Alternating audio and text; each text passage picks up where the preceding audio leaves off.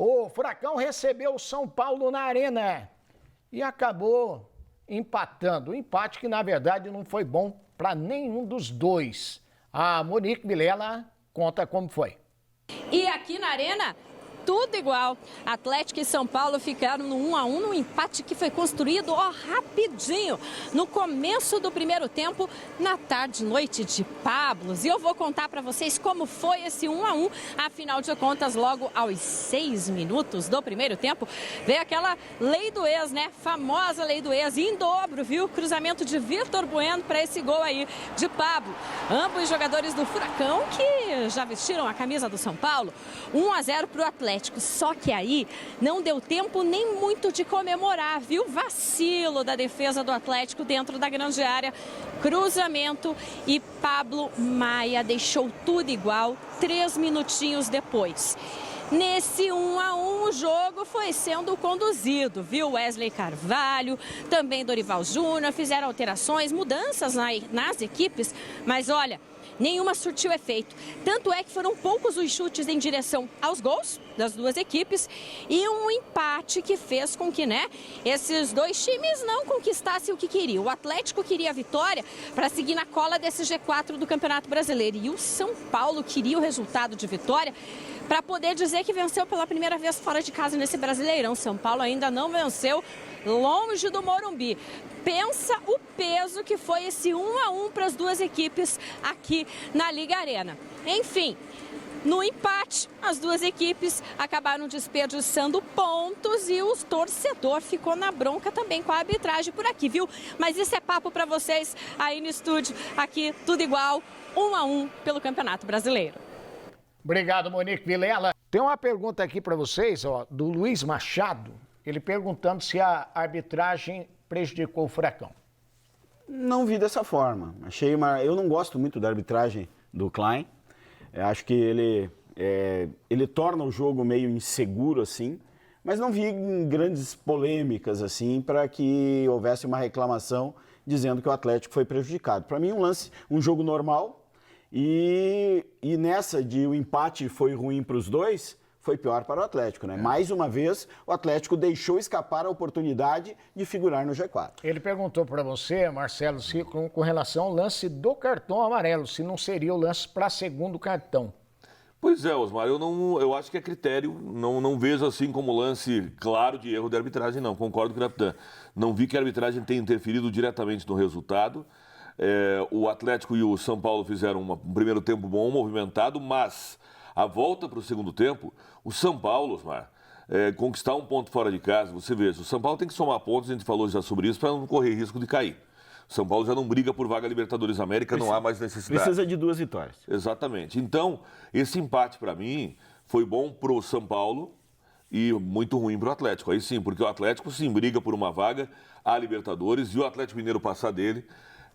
Vê nesse momento Palmeiras e Flamengo num crescimento que tinha parado, tinha estagnado, e vê aí também no retrovisor, um pouco distante ainda, mas a gente falou dos jogos a menos, um Fortaleza que pode chegar a incomodar na reta final.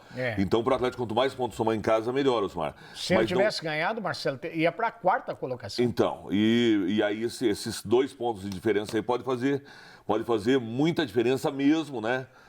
Lá na reta final. Se agora faz pouca diferença, pode ser muita, a gente só vai saber quando chegar na penúltima ou na última rodada, né, Raptan? Porque aí pode, do G4, você ficar em 5º, por exemplo, e outra coisa, né, Osmar? Não vai, agora definitivamente, vai ser G6 mesmo. Com o Fortaleza já perdeu e o Fluminense... o Fluminense faz altos e baixos, campanha só razoável, depende muito do que acontecer no sábado. Mas mesmo ganhando, né? Se ele ganhar o título, acho difícil que ele supere os demais, que ele supere e entre na briga do G6. Um G7, por exemplo, né? Eu acho também bem difícil, né? Até porque se ele ganhar, aí sim. E se ele perder, vai ser G6, pior ainda, com mais um time que vai disputar, que é o Fluminense. Por isso que era importante a vitória. Mas no segundo tempo, falo isso, Osmar, pelo seguinte. O Irapitão falou, para mim, muito mais, Vira. Esse empate tem a ver com o Atlético tentando no ritmo de jogo do São Paulo no segundo tempo. O São Paulo, no segundo tempo, ele administrou, não se arriscou. Mas o Atlético também, se a gente lembrar, não forçou tanto assim. Teve oportunidades meio que ao natural. Mas não foi, desperdiçou lances espetaculares, nada disso. Eu esperava um Atlético mais agressivo no segundo tempo, coisa que não aconteceu. Não conseguiu sufocar em momento algum. E aí, Osmar, se você levar para a matemática, dos últimos 6 jogos do Atlético na Arena, ele ganhou 2. E são 4 empates. Por Não exemplo, perdeu, agora- mas é ruim. É ruim. E olha, pega o Vasco, tá brigando para não cair. Vai ser jogo difícil. Santos brigando para não cair. Jogo difícil também. Não vai ser fácil a vida do Atlético, E não, na hein? sequência agora, Palmeiras, Corinthians, o Corinthians Fora, né? saindo, precisa somar ponto, né? Fora de casa. O E o Atlético- Palmeiras brigando possivelmente ainda por um título. Joga as duas fora. Essas fora. duas duas fora. fora. Esses dois Então pontos joga fora. quarta- Corinthians agora, né? E daí Quarta-feira, Palmeiras. 7 horas da noite, lá, como dizia, lembra o Saulo dizia, né? Lá em Corinthians. Lá em Corinthians. E depois o Palmeiras na sequência. Então, mas que tem time, o Atlético tem time para jogar mais. Eu acho que só não dá para dar essa desligada, que para mim teve um pouco mais no segundo tempo, porque se força, poderia ter um resultado melhor, Osmar. E é a necessidade. Agora, tem um detalhe, hein? O Fernandinho, até concordo, já não está rendendo nesses últimos 2 meses tudo aquilo que rendeu. Mas o time perde muito, né? Então muda muito sem o Fernandinho em campo. E uma situação que eu vejo, Marcelo, é que o Atlético hoje ele está vivendo demais do Pablo como seu goleador.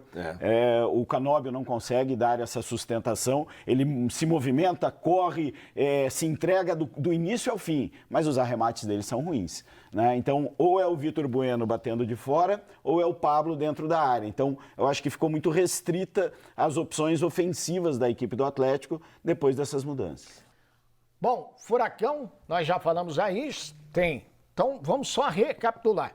Corinthians, na quarta-feira, Palmeiras no final de semana, aí tem o Fortaleza em casa. São os próximos 3 jogos. Só parada difícil, hein? E não tem mais tempo para treinar, né? Hoje não teve o Fernandinho, agora- né? Ou teve o Fernandinho Não, o hoje? Fernandinho estava teve. suspenso. Porque ele falou, Suspenso, é hoje, né? Fez falta. O time muda muito a característica sem o Fernandinho, né? Um abraço pro Caran. Por mais que o Hugo Moura tenha jogado bem. Não, ele jogou né? bem, mas a característica, né, que Exato. muda, né, Irapitã, e acaba você perdendo. Com o Fernandinho, você já começa a armar a jogada. Com o Hugo Moura, você tem um jogador, baita jogador, para destruir, mas é um jogador que vai entregar, vai terceirizar o início da jogada. O E Caran não que teve tá o Alex sentindo falta da gente também no ar, viu? Ô, grande Roberto Caran, gente, aguarda aí, Caran, vem novidades aí, Caran. Hein, o Alex Santana também não jogou, que seria ao natural substituto do Fernandinho. Seria... né? Mas daí Acabou muda, né? sentindo Osmar? também. Mas aí você tem que puxar o Eric, porque o Alex Santana já não faz mais esse primeiro volante, né, Irapitã? Então, não vejo hoje no elenco do Atlético, um substituto para o Fernandinho. Por o característica e por experiência. Exatamente. O Eric teria o Christian antes de machucar e tem o próprio Alex Santana. Agora, por característica, por experiência, pela liderança, por tudo isso, o Fernandinho hoje ainda é muito importante para essa reta final. O Atlético não pode perder mais ninguém para garantir vaga.